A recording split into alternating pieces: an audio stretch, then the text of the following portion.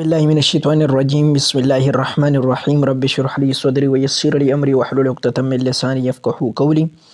आज हम lecture number 2 state of matter का डिस्कस करेंगे, जिसमें हम डिस्कस करेंगे इंटर मलिकुलर अट्रैक्टिव फोर्सेस के स्टेट्स ऑफ मैटर में कौन कौन से इंटर मलिकुलर अट्रैक्टिव फोर्सेस मौजूद होते हैं। तो सबसे पहले हम इंटर मलिकुलर अट्रैक्टिव फोर्सेस की डिफिनेशन लिखेंगे कि क्या है।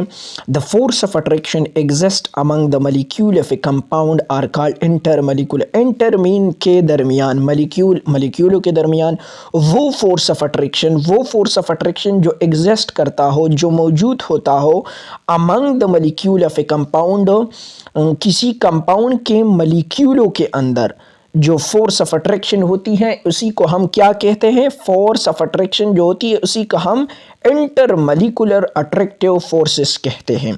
तो ये थी उसकी डिफिनेशन। देन फर्दर एक्सप्लेनेशन, ये जो फोर्सेस होते हैं यानी इंटर मलिकुलर फोर्सेस, ये बहुत वीक होते हैं, कमज़ोर होते हैं। केमिकल बॉन्ड की जो फोर्स होती है उससे बहुत वीक होते हैं।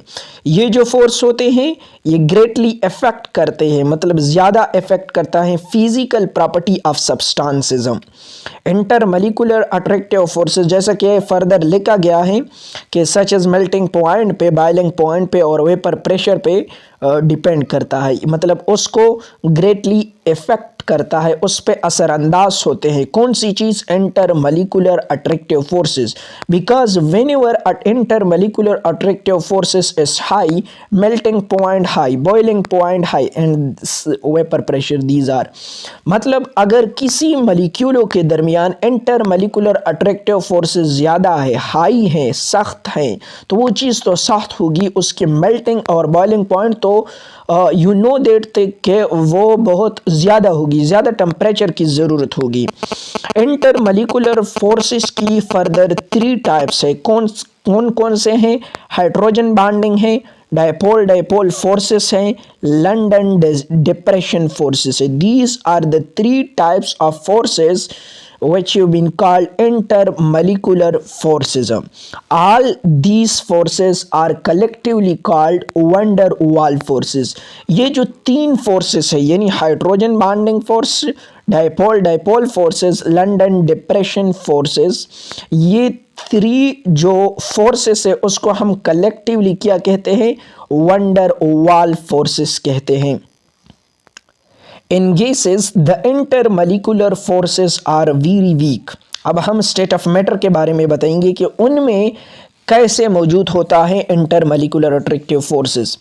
गैसेस जो होते हैं उसमें इंटरमोलिकुलर फोर्सेस बहुत ज़्यादा वीक होते हैं। देयरफॉर इस वजह से गैस मॉलिक्यूल फ्रीली मूव करते हैं, जहाँ भी जाते हैं, मतलब फ्रीली मूव करते हैं। जब हम कंप्रेस करते हैं तो वो कंप्रेस हो जाते हैं। सॉलिड एक हद तक तो कंप्रेस हो जाता है लेकिन इतना कंप्रेस नहीं होता, because solid contain intermolecular forces है वेरी स्ट्रांग।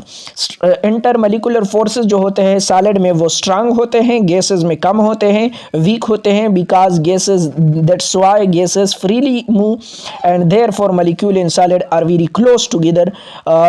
solid की जो molecule हैं वो इस वजह से बहुत close होता है क्योंकि strong intermolecular attractive forces हो जाते हैं और fixed position पे।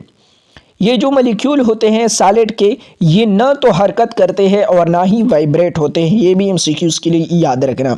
अब हम लास्ट में लिक्विड की बात करते हैं। लिक्विड में जो इंटरमोलिकुलर फोर्सेस होते हैं वो in liquid intermolecular forces are in between, मतलब गैसेस और सॉलिड के दरमियान होते हैं। ना तो गैसेस की तरह, मतलब गैसेस की तरह बहुत वीक होता है कि वो फ्रीली मूव कर सके लिक्विड में, और ना ही सॉलिड की तरह इतने स्ट्रांग होते हैं कि वो मूव या वाइब्रेट भी ना कर सके, यानी इंटरमीडिएट।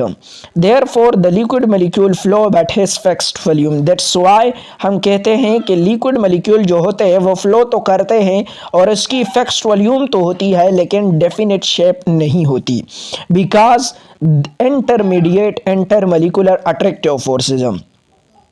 ये जो 3 स्टेट्स हैं मैटर की, ये इंटर कन्वर्टेबल हैं। अब देखिए विद एग्जांपल कि ये कैसे इंटर कन्वर्टेबल मींस कि एक दूसरे को कन्वर्ट हो जाते हैं। जब हम वाटर को कूल्ड करते हैं फ्रीज़र में 0 डिग्री सेंटीग्रेड पे, तो ये वाटर जो पानी है वो चेंज हो जाता है आइस में। आइस क्या है, सॉलिड स्टेट है मैटर की। देन जब हम इसी सॉलिड को, इसी आइस को, इसी बर्फ़ को हीट अप करें 100 डिग्री सेंटीग्रेड को, तो वेपर प्रेशर यानी गैसियस स्टेट में कन्वर्ट हो जाता है। नीचे मैंने लिखा है, मतलब ये क्या है, इंटर मॉलिक्यूलर सॉलिड है।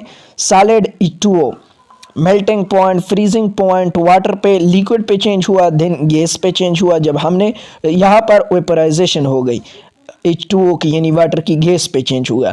तो ये थी इसकी एग्जांपल। आज हमने लेक्चर में बहुत अच्छा लेक्चर डिलीवर किया आप लोगों को। सबसे पहले हमने बताया कि इंटर मॉलिक्यूलर अट्रैक्टिव फोर्सेस क्या हैं, उसकी डिफिनेशन लिखी। देन हमने उसकी थोड़ी सी एक्सप्लेनेशन लिखी। देन हमने उसके 3 टाइप्स दिखाए।